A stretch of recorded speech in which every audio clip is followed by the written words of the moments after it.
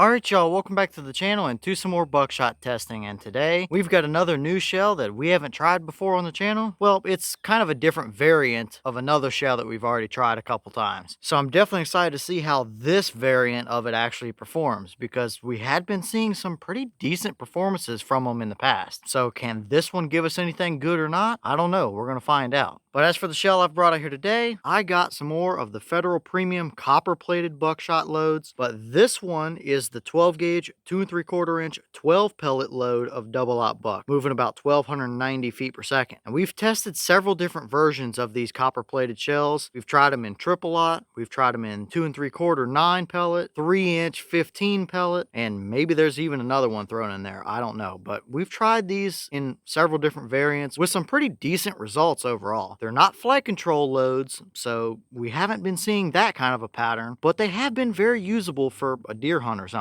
So I guess we'll see how the 2 3/4 inch 12 pellet shells can actually perform through today's setup. And as for that setup that we've got out here today, I brought out the Remington 870 special purpose with the 24-inch barrel and the stock full choke. Now typically when we test a lot of buckshot shells for the first time, a stock full choke and a Remington is generally a pretty good place to start. It might not be the best performing combination, but it has been consistent in at least giving us a solid starting point to work from. So we'll start here with the 870 and a stock full choke and see what kind of results we get, and we can move around from there based on what we see. So as for today's test, everything is set up the same as usual. I've got the big sheet of paper set up at 40 yards, and I've got the chronograph so we can get our velocity, as well as the templates that we can lay up over our results to see how they actually perform. So enough talking, let's get you guys a view of this target and see just what kind of a pattern the 2 3/4 inch 12 pellet copper plated shells can actually give us today. I think we should see something decent, but we just don't know until we try it. So let's head over here and take the shot and see what we get.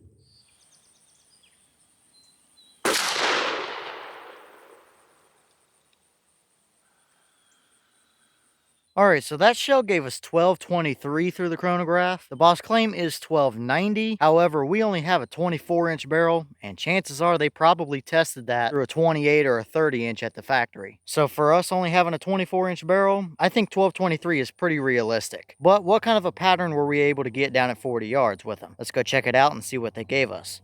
Alright, so now we're down here at our 40-yard paper, and this is what we got. The white dot was my point of aim. The paper is 36 inches wide by about 42 or so tall, and we had all 12 pellets right here on our paper. They might be just a touch high, but everything is right there, and that is not a terrible pattern whatsoever. And I did measure the farthest 2 points across, which is the very top left pellet to that very far bottom right pellet, and it gave us right at 18 inches of spread at 40 yards. So definitely a very, very usable pattern. It's not quite down into that flight control territory, but hey, that is a fantastic starting point. Now, I will say the pattern is a little bit stringy. As you can see, we kind of have a string off the bottom left and the top left and kind of one that straggles over towards the right. So it's not necessarily a perfectly uniform spread of pellets, but when you have 18 inches for an overall size of the pattern at 40, that is still very usable. So definitely not looking too terrible on the blank sheet of paper, but let's throw a couple templates up and actually get a little bit better of a reference point as to how they actually would have done in some more real life type of scenarios.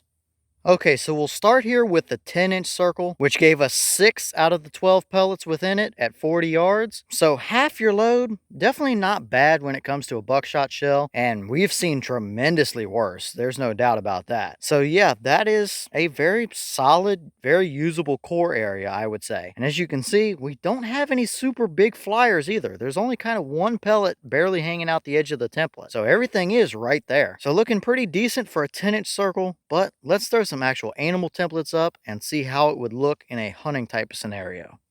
Alright, so here's the deer template, and I did move the template up just a little bit since we were just a little bit high, just to give it the benefit of the doubt. And we had 11 out of the 12 pellets that would have actually hit the deer for sure. And as you can see, you have most of your load right there through the lung area. So yeah, that deer's not getting very far, if anywhere at all, from you. That is a plenty usable enough deer hunting pattern at 40 yards. It's not the best we've ever seen, but I can tell you it's not even close to being the worst either. I wouldn't be scared to hunt with that kind of a load that gave me that kind of a pattern at 40 yards for a deer. That's going to get the job done all day long. But let's throw the hog template up real quick as well, just for you hog hunters down there in the south and the west and stuff that might be looking to use these for a hog, and we'll get an idea of how that looks.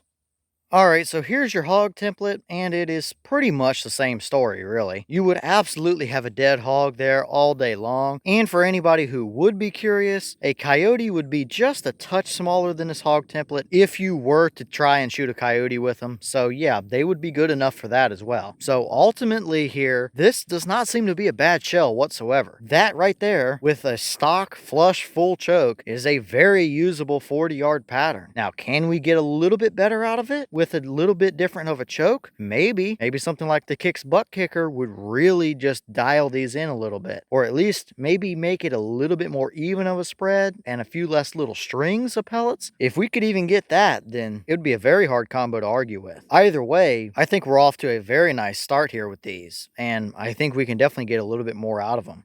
Okay, and here's the wad from that shell, and it's not quite a full-length wad. As you can see, there's my thumb. It's kind of like 2 of my thumb widths tall, so it's not quite a full length for a 2 3/4, but I do think it's a little bit longer than what we've seen in some of like the 3-inch copper-plated shells. Either way, you can see a little bit of the buffer material they use stuck down in there, and I really think that helps with a lot of buckshot shells. Having a wad with buffer and a plated pellet, I think is kind of the key to really get good patterns out of most buckshot shells. But ultimately, nothing too special or fancy to see here, and I'd say it did its job pretty well.